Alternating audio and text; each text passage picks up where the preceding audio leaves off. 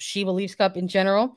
It's going to be kicking off on February 16th, running through February 22nd. Big international window here in February, not just for the United States women's national team, but for a lot of different women's programs across the globe. There's going to be a number of tournaments taking place during this specific international window. But you're here to hear our reactions about the United States women's national team roster. And I got to say, Lisa, look, if we're starting with first reactions here to this roster, not too surprised to see a big chunk of that January camp roster getting another look and perhaps another run out here in the SheBelieves Cup against competition like Brazil, Canada, and Japan. Yeah, not too many changes by any means coming out of this. And right, that's a great thing, right? You don't want to see 10 new names or a drop off of 10 names leaving a roster like this in a World Cup year.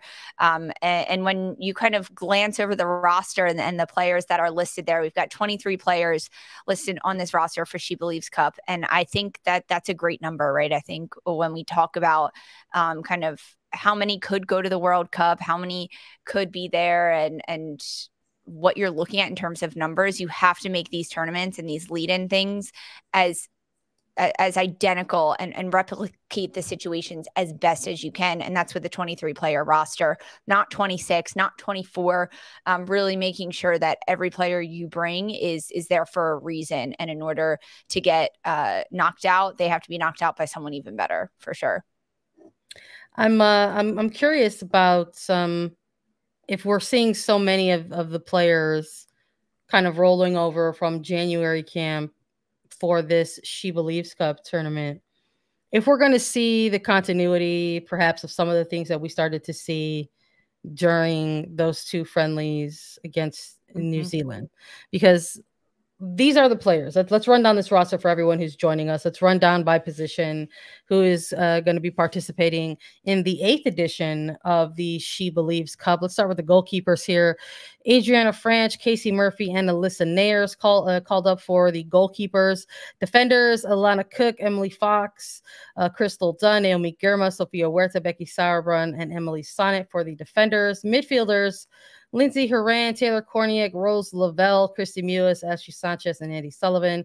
And for the forwards, Ashley Hatch, Alex Morgan, Mitch Purse, Megan Rapinoe, Trinity Rodman, and Mallory Swanson, formerly Pugh.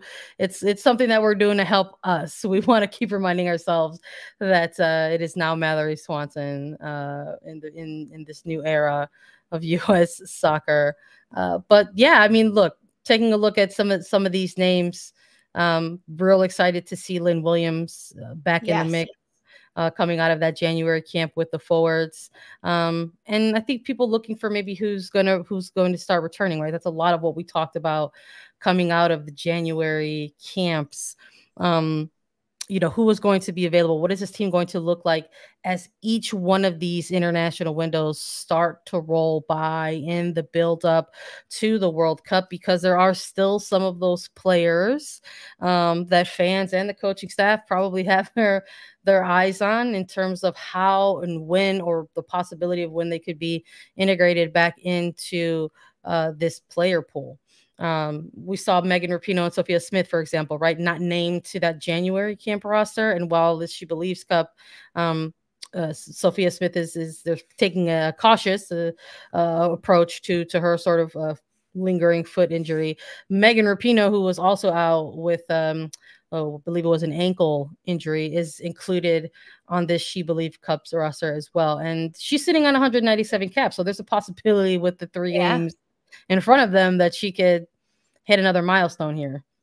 Yeah, and another one, Alex Morgan in this camp. She only played one of the games against New Zealand, slated to start the second one, and got some lower leg tightness in the warm-ups of the second match for the U.S. against New Zealand. So she didn't end up playing, but she's also on 201 caps. So she'll be honored during the SheBelieves camp for hitting that 200 cap mark. But yeah, I mean, when you look at this roster, there is so much consistency, especially like in the positions that you want to have a lot of consistency, I think. Some of those being a little bit more crucial than others, like our goalkeepers. We're going to continue to see this trio of AD Franch, Casey Murphy, and Alyssa Nair throughout the next 6 months being called in. We saw Murphy and Nair split the games in January against New Zealand. No time for AD Franch, a player that both you and I wanted to see get time between the sticks for Vlatko and this U.S. side. Hey, there's 3 games now, right? What are we going to see here? The competition's very different in SheBelieves Cup than it is for January camp. The players have talked about it. We've talked about it. January camp is shaking off the cobwebs, getting back into the swing of things. For so many of these players, it's their first time competing in that type of level of training and game situation that they've done in several weeks since finishing their club seasons, specifically in the NWSL, which ended October, that final October weekend. And then I think like biggest shocks and like looking at this, like there really weren't that many because of the consistency that we're seeing, right? When we look at the defenders, 7 called into this camp, which opposed to 8, which were initially called in for the January camp. Midfielders 7 or 6 this time, which 7 the first time around. And the forwards, they upped it to 7 this time as opposed to 6 called in for the January camp. And frankly, that's where I want to see more gunpowder in the forward selection group, not so much in your defenders, right? How often are we going to see defenders rotated throughout a World Cup tournament? Not that frequently, right? Maybe your outside backs, depending on the play of the game, if they're being very involved in the attack, if they're running their legs a lot, depending on the type of competition and the type of game it is. But really, you want to have as much rotational freedom in your forwards that you have, in the ability of them to play together and to move around. And that's adding Megan Rapinoe into this January camp or into the SheBelieves Cup roster from the January camp is a great grab by Vlatko. She only missed January camp due to that injury, but we got Lynn Williams back in there, Mallory Swanson, who's flying high right now, Trinity Rodman, Midge Purce, Alex Morgan, Ashley Hatch. These are regular suspect names. And I think Midge Purce, one of them in there that maybe we didn't list on our January camp roster, but she got called in, she got time. And I was very impressed with what Midge Purce brought to the U.S. women's national team in the front line. And I'm really happy that she's listed back on this roster again for Vlatko. Yeah, I'm with you 100%. I think, the timing in which we saw Midge Purce's absence from the national team, sort of closing out that 2022, making her return to 2023. I had like questions around the timing of it. I was kind of like, wow, that must be really tough to sort of be told, hey, you got to go back and get better, work on your form a little bit, and we'll get you back into some of these camps. And the timing in which this happens is during the end of an NWSL season with her club team, Gotham FC, that were basically out of contention for the playoff push. We're largely in last place for the majority of the season. It's tough to go back from one environment to another and then try to say like, okay, I'm going to get back in here and work on my form when perhaps a club is looking towards the end of their season. And so to sort of see her kind of make this return, right? I think we're hearing a lot about returns of players, but we're hearing returns from players like with injuries. So we're talking about Lynn Williams and sort of her impact that she's already made just within a window of 2 games with this team after a nearly year-long absence, or somebody like a Tierna Davidson, very close to the return, other players who are going to be coming back. But I'm also looking at somebody like a Midge Purce. Maybe it wasn't this very long window of time, right, in which she wasn't with the team anymore, but it was, I think, a unique period of time in which she was absent. It was 2 camps that Purce wasn't called in consecutively. So to see her get called in, there was obviously an opportunity there. Mutually, like the coaching staff saying, hey, we're not going to have Megan Rapinoe. We're not going to have Sophia Smith. They are going to be absent in light of some of these knocks, obtained over the long NWSL season. Let's bring back in an Ashley Hatch. Let's bring back in a Midge Purce. And I'm with you in that even though when we were talking about those 2 friendlies against New Zealand, we spoke a lot about how people were fixated on that very first half and that first game back against the Football Ferns here, and sort of how it was kind of slow pace and there was a lot of like preseason-y rust that we were taking a look at.